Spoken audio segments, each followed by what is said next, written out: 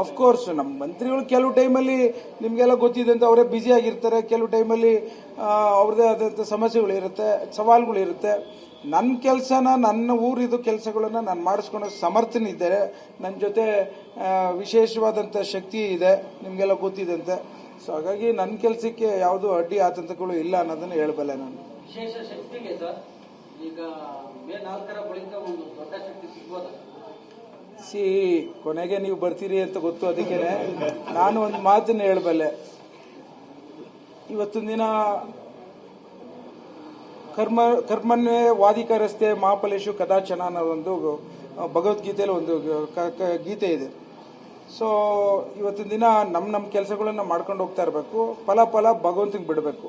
ಅದರಂತೆ ನಮ್ಮ ನಾಯಕರಾದಂಥ DK ಶಿವಕುಮಾರ್ ಸಾಹೇಬರು ಇವತ್ತಿನ ದಿನ ಕಾಂಗ್ರೆಸ್ ಪಕ್ಷದ ಹೊರೆಯನ್ನು ತೆಗೆದುಕೊಂಡು ಇವತ್ತು given a lot of effort. ಎಲ್ಲ ವಿಚಾರದಲ್ಲೂ ಪ್ರತಿಯೊಂದು ಹೆಜ್ಜೆಲ್ಲೂ 40 ವರ್ಷದಿಂದ ಬಹಳಷ್ಟು ಶ್ರಮ ಪಟ್ಟಿದ್ದಾರೆ ಅನ್ನೋದು ಇಡೀ ಕರ್ನಾಟಕ ಜಗತ್ತಿಗೆ ಗೊತ್ತು.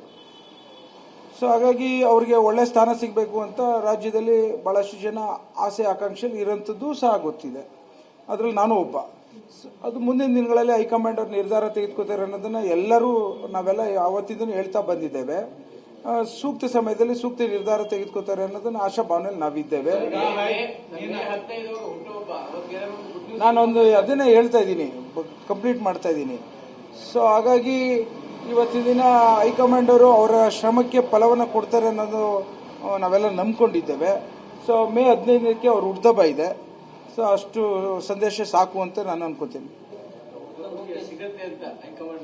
ಮೇ 15ಕ್ಕೆ ಹುಟ್ಟುಹಬ್ಬ ಇದೆ, ಸಂತೋಷ ಸಿಗುತ್ತೆ ಅಂತ ನಾನು ಬಹಳಷ್ಟು ಆಶಾಭಾವನೆಯಲ್ಲಿ ಬಹಳಷ್ಟು ಜನ ನನ್ನಂತ ಕಾರ್ಯಕರ್ತರುಗಳು ಇದ್ದಾರೆ ಅಂತ ಅನ್ಕೋತೀನಿ.